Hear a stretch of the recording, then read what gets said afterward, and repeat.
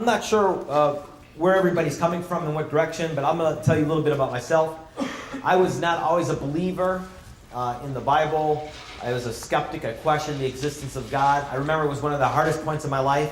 To this day, I remember it like yesterday, and it was over 20 years ago. I remember just walking the streets thinking, how do I know God exists? Is there a God?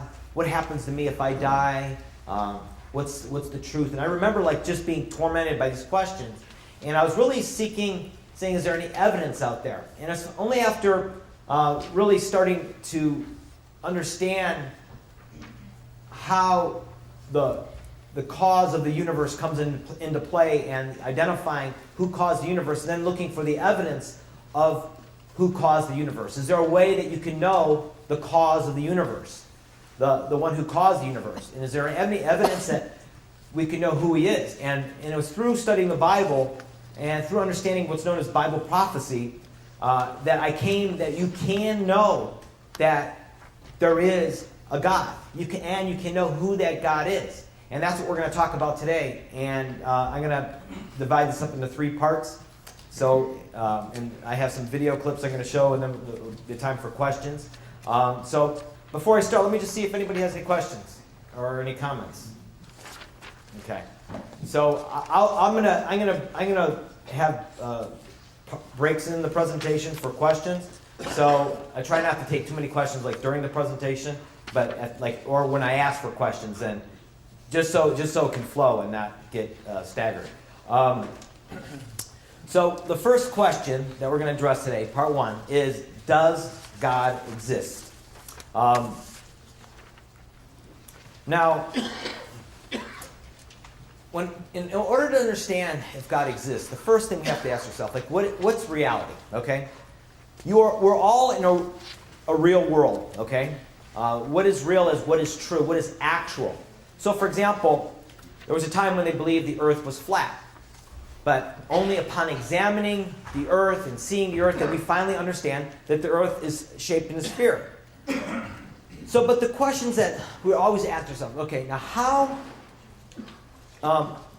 did the earth come into being? Okay? What was the cause of the universe? How did everything come about? What's the cause of human beings? How did you get here? How did I get here? What's the reality? The reality is, how did this really happen?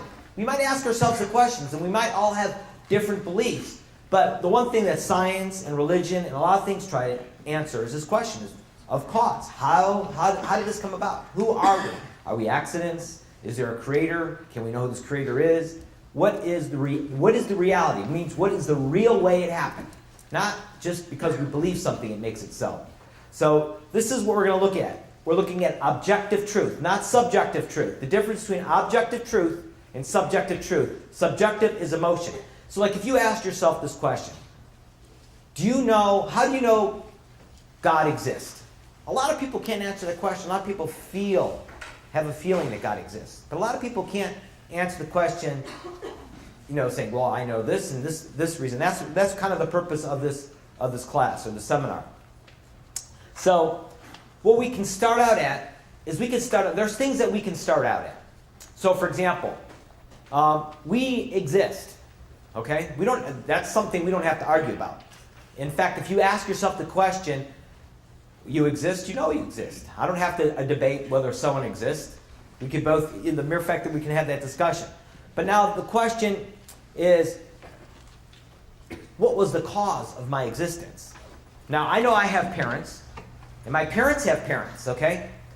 But where did their parents come from? And we can just speed the argument down all the way to the first human beings. What was the cause of the first human beings? And this gets down to a very important principle, which is the need for cause. When we look at people, look around this room, look around anything in your life, anything that you can think of, and ask yourself, was there a cause to it? Can anybody think of anything there wasn't a cause to? So, for example, we know that the Earth is, according to science, 4.5 billion years. Well, that means that starting 4.5 billion years ago, what was the cause of it?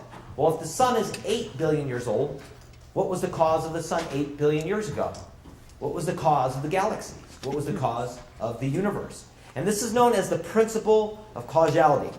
And what this principle says is that only being can cause being. Nothing does not exist. And only what exists can cause existence, since the concept of cause implies an existing thing that has the power to affect another. From absolutely nothing comes absolutely nothing. In other words, nothing is nothing. It's not producing anything, because if it was producing something, then it would be something. So let's, and the easiest way for me to understand it, okay, we start from some basic, simple principles, okay? Let's look at a candle. You light that candle. What happens to that candle? It starts to burn. Is that candle going to burn forever? No. Why? Because there's a finite amount of wax energy in that candle. And when that wax energy burns away, it's done. So what does that tell you, though? That since that candle has a limited amount of energy, that candle is burning off its energy. The energy is burning down. Well, let's make that one step further. So let's say, for example, you take the energy in that candle and you apply it to the sun. Our sun, in effect, is a giant candle. It has a finite amount of energy. That means it's burning off. And so there's a date in time when the sun was lit, okay? And there's a date in time when the sun is going to darken. It's going to run out of energy. It's just like that candle. And that goes back to the principle of cause. What was the cause of that? And this is a very important principle. In fact, Francis Bacon, who's considered the father of modern science, says true knowledge is the knowledge by causes. In fact, the word science in Latin means knowledge. So when you look up in the sky and you see the stars, just like our sun is a star, you know that our sun had a point when it started, and it's going to have a point when it shuts off, because it's finite. Every star you see that's emitting energy in the universe is finite. That means there's a point when it's going to start, a point when it started, and a point when it's going to shut off. So that means there's cause. Now, why is this important? Okay? Look at if you follow the principle, okay? So since stars and galaxies are finite, okay, does that mean the universe is also finite? Or, as scientists thought 100 years ago, we have an eternal universe. The universe is always going on. The universe has always existed. So, again, these are questions of what? These are questions of reality. How do we know what is real? So, what was the cause of matter? So you knock on this table, you knock on something, you hear a knock, there's matter there. What was the cause of it? How did it come about? These are the essential questions of being.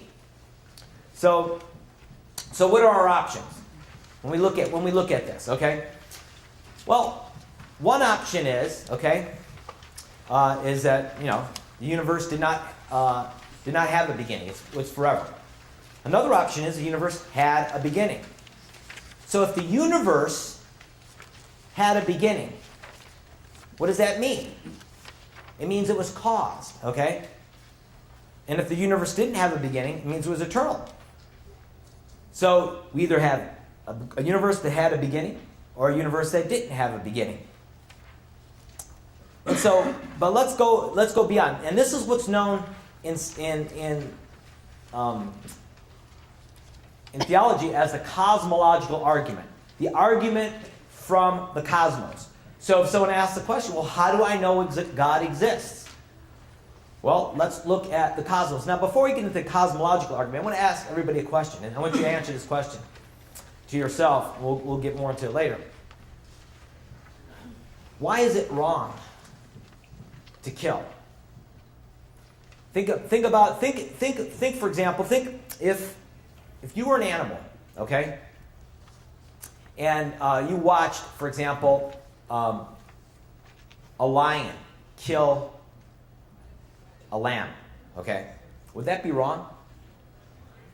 It would be the nature of a lion, right? If we all saw a lion. If we saw a hawk swoop down and kill a mouse, okay, Would that be wrong?